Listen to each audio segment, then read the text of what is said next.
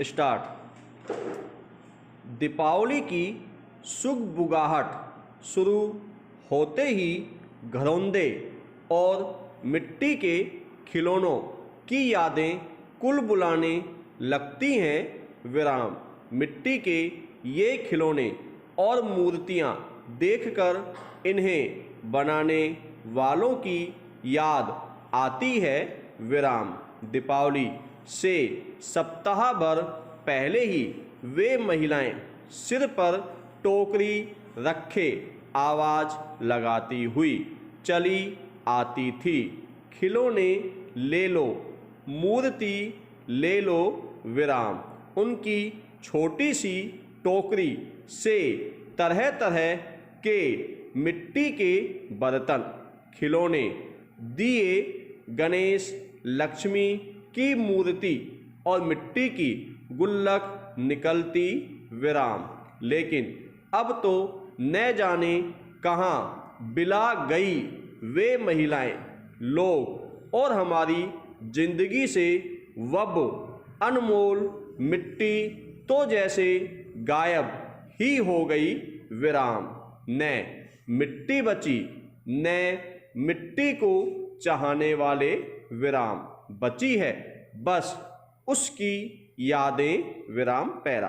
खिलौने और मूर्तियाँ बेचने वाली महिला के टोकरी उतारते ही मैं अपनी बड़की अम्मा से जिद कर मिट्टी का चूल्हा, जाता, परात, बटुए, कलछी या और भी न जाने क्या क्या खरीद लेती विराम। दीपावली से 8-10 दिन पहले ही हमारा घरौंदा तैयार हो जाता विराम। सारे बर्तन उसी घरौंदे में सजते विराम। फिर उन बर्तनों से महीनों तक अपनी बहनों के साथ खेलती रहती विराम, जब तक जाता यानी अनाज पीसने के यंत्र जो हमारे पास खिलौने की शक्ल में होता उसकी हैंडल न टूट जाए या चूल्हा चटक कर न फूट जाए। हमारा खेलना जारी रहता विराम। मिट्टी के गड्ढे खिलौने से इतना लगाव कि उनके टूटने पर हम घंटों अफसोस करती रहती विराम। दरअसल वे महज मिट्टी के घरौंदे और खिलौने नहीं थे विराम। वे तो असल में जिंदगी को ढालने वाले सांचे थे विराम पैरा। अनगढ़ मिट्टी हमारी संवेदनाओं और सांस्कृतिक चेतना को सदियों से अभिव्यक्त करती रही हैं विराम। हमारे घर, बर्तन, हांडी से लेकर देवता तक मिट्टी से बने होते थे विराम। चूल्हा बनाने के लिए गढ़ी की मिट्टी लाई जाती थी विराम। अनाज रखने के लिए मिट्टी के कुठले, कोठी बनते विराम। बचपन में दादी पोतनी मिट्टी से घर की दीवारों को लीपती विराम। कपड़े धोने के लिए रहे एक तरह की मिट्टी का उपयोग किया जाता था विराम। यहाँ तक कि बाल धोने के लिए भी कच्छार से मिट्टी लाई जाती, जो दिखने में कुछ काली होती मगर बालों को एकदम चमका देती थी विराम।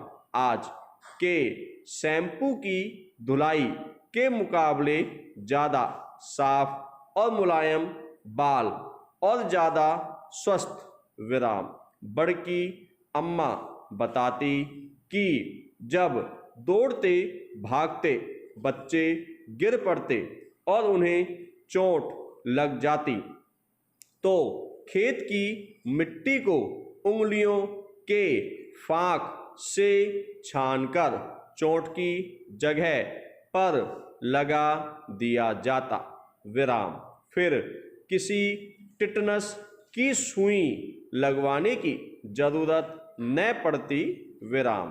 पेट में दर्द हो तो गीली मिट्टी का गोला पेट पर रख लिया जाता था या गीली मिट्टी का लेप लगा दिया जाता था। विराम। इस मिट्टी को खोजने वालों को कोई याद नहीं करता, लेकिन वह मिट्टी हमारी सेहत का सहारा भी हुआ करती थी। विराम पैरा। मिट्टी चाहे खेत की हो या चौखट की, हमने सदैव उसे मस्तक झुका प्रणाम किया। विराम। अपने गांव देश की मिट्टी से प्रेम का यह आलम था कि कोई विदेश जाता तो लौटकर सबसे पहले अपनी मिट्टी को चूमता। विराम। खिलाड़ी खेलने जाता तो अपने देश की एक चुटकी मिट्टी भी साथ ले जाता। विराम। खेलने से पहले माथे पर उस मिट्टी से तिलक करता। विराम। देश प्रेम पर कोई फिल्म बनती तो उसमें मिट्टी से लगाव पर किसी गीत की रचना होती। विराम। लेखकों और कवियों को भी इस मिट्टी से बड़ा जुड़ाव रहा। विराम।